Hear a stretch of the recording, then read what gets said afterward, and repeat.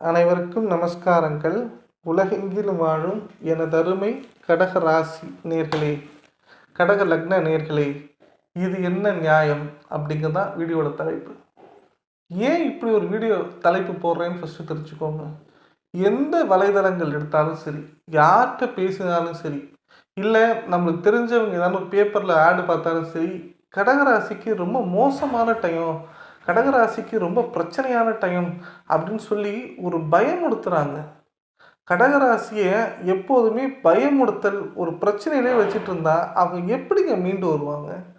2.5 வருட காலமாக கண்டக சனி, அடுத்த 2.5 வருஷமா அஷ்டம சனி. ஸோ 5 வருஷம் உங்களுக்கு பிரச்சனைன்னு சொன்னீங்கன்னா அவங்க நிம்மதியாக இருப்பாங்கன்னு நினைக்கிறீங்களா? கண்டிப்பாக இருக்க மாட்டாங்க. பட் ஆனால் அப்படி ஒரு விஷயம் இருக்கா அப்படின்னா அதுவும் இல்லையே.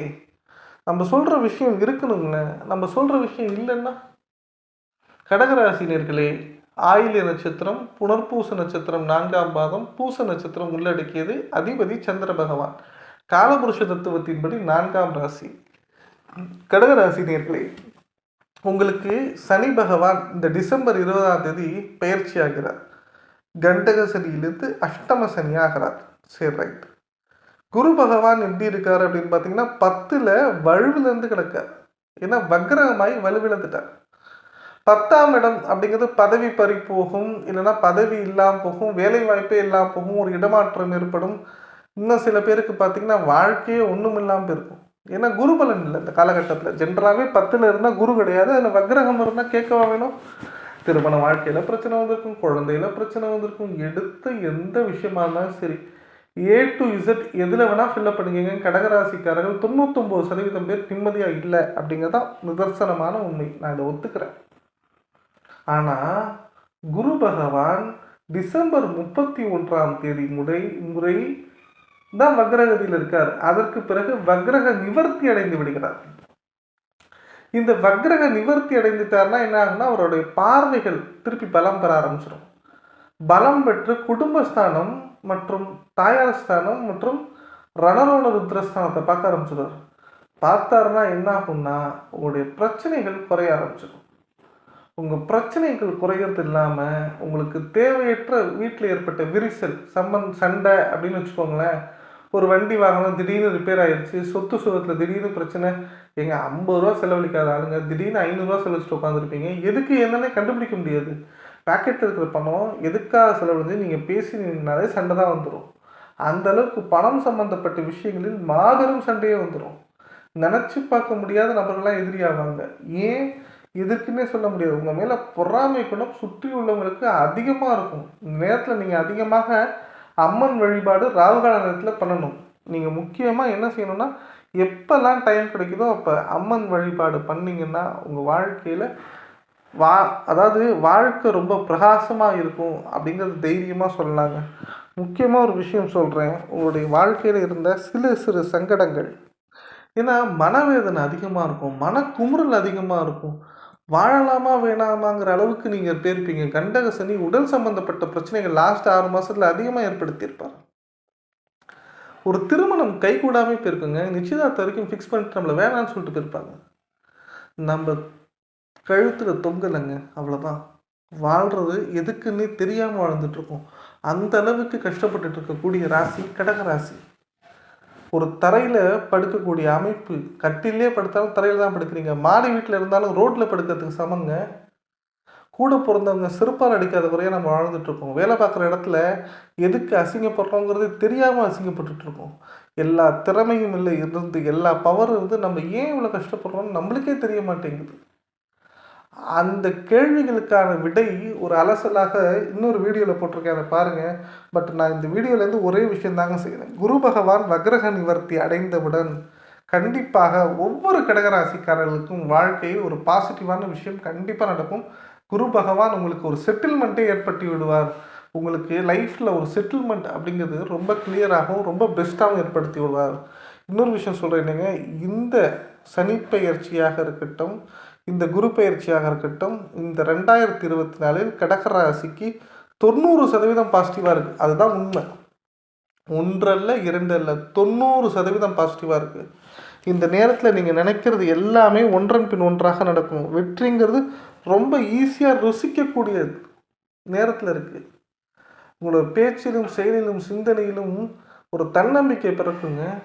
யாருக்காக நீங்கள் பயந்து வாழ்ந்தீங்களோ அந்த பயம் குறைந்து நிம்மதி பெருமூச்சு விடுவீர்கள். உங்களுடைய செயல் ஒவ்வொன்றும் பிரபலம் அடையும்.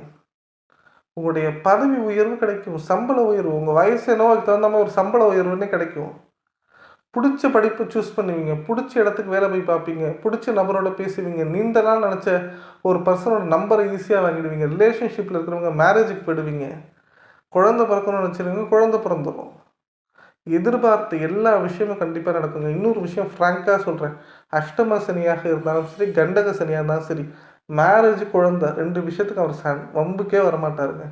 இயற்கைனா ஒரு ஜாதகத்தை வைத்து கொண்டு செல்வது கிடையாது, 2 ஜாதகம் சேர்றது தான் குழந்தை. அப்போ உங்களுக்கு 7 சனி நடக்குது, உங்களுக்கு அஷ்டம சனி நடக்குதுனால குழந்தை பிறகாமல் இருக்காது.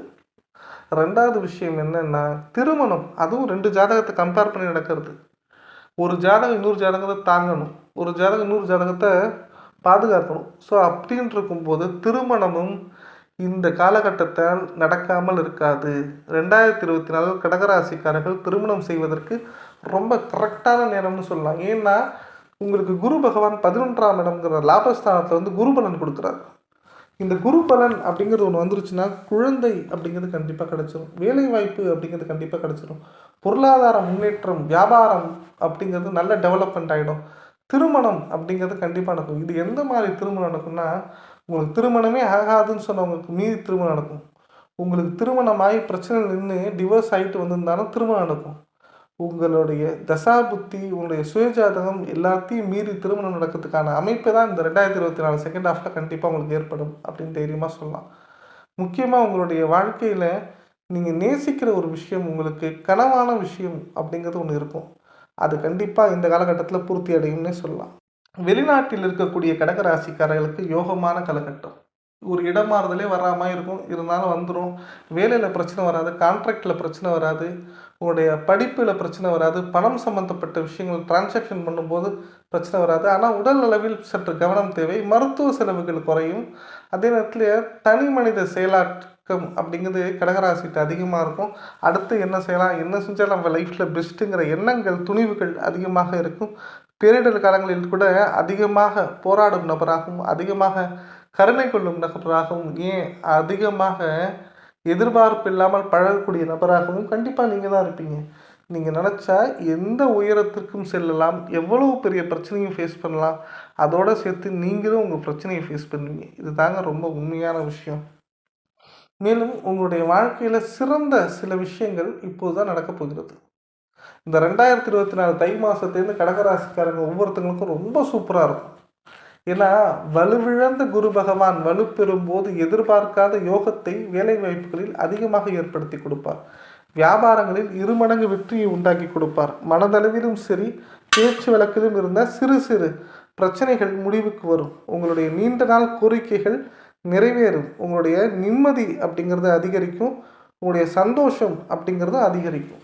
பேச்சு வழக்கில் இருந்த ஒரு போலீஸ் ஸ்டேஷனே போயிட்டு வந்திருக்கலாம், ஒரு நகை அடகு வச்சுருக்கலாம், இன்னமும் சொல்லப்போனால் கையில் 10 ரூபா இல்லாமல் அடுத்தவங்கள்ட்ட கேட்டிருக்கலாம். இது எல்லாமே மாறும். கழுத்துக்கு நகை, உடலுக்கு நகை அப்படிங்கிறது கண்டிப்பாக உண்டுங்க. அடுத்தவங்கள்ட்ட நம்ம பிச்சை எடுக்கிற ஒரு நிலைமை அப்படிங்கிறது கண்டிப்பாக மாறும். முக்கியமாக உங்கள் வாழ்க்கை துணையுடன் ஏற்பட்ட சிறு சிறு மன வருத்தங்கள், நோய் சம்பந்தப்பட்ட பிரச்சனைகள் ஒவ்வொன்றாக விலகும். உங்களுடைய 3ஆம் நபர் பிரச்சனை அப்படிங்கிறது முடிவுக்கு வரும். ரிலேஷன்ஷிப்பில் வரவங்களுக்கு மேரேஜ் அப்படிங்கிறது கண்டிப்பாக நடக்கும். நீங்கள் எந்த துறையில் இருந்தாலும் அந்த துறையில் ஒரு முன்னேற்றம், ஒரு லாபம் அப்படிங்கிறது இரட்டிப்பாகவும் நிம்மதியாகவும் கண்டிப்பாக நடக்குங்க. இந்த நேரத்தில் பொறுப்புகளை யார்கிட்டையும் ஒப்படைச்சிடாதீங்க. பொறுப்புகளை நீங்களே சற்று கவனிங்கள். கூடுதல் கவனம் எடுத்துக்கொள்ளுங்கள். கூடுதல் நேர முறைகள், சாப்பாடு முறைகளில் மாற்றம் ஏற்படுத்தி கொள்ளுங்கள்.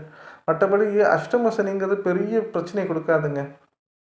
ஏன் சொல்கிறேன்னா, அஷ்டம சனிங்கிறது நம்ம மூளைக்கு நிறையா வேலை வைக்கும், நிறையா நம்மளை யோசிக்க வைக்கும், தவறான முடிவுகள் எடுக்க வைக்குமே தவிர பிரச்சனைகளில் மாட்டி விடாது. எந்த ஒரு விஷயத்தையும் ஒரு முறைக்கு 2 முறை யோசித்து செய்தால் தைரியமாக இருக்கலாம். எந்த ஒரு சனி பகவானால் ஏற்படக்கூடிய பயிற்சிகளிலும் நீங்கள் தனிப்பட்ட முறையில் தைரியமாக எடுத்து அதை சால்வ் பண்ணுறதுக்கான அமைப்பு இன்னும் உண்டு அப்படின்னு சொல்லலாம்.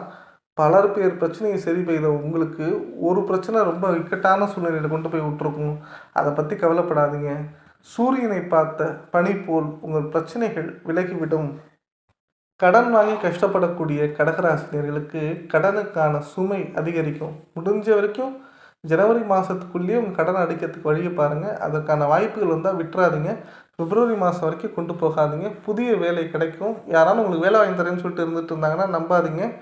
வயிறு சம்பந்தமான பிரச்சனைகள், கழுத்து சம்பந்தமான பிரச்சனைகள் உள்ள கடகராசிக்காரர்கள் கண்டிப்பாக 2/1/2024க்கு பிறகு நிரந்தரமாக சரியாவதற்கு வாய்ப்புகள் உள்ளது.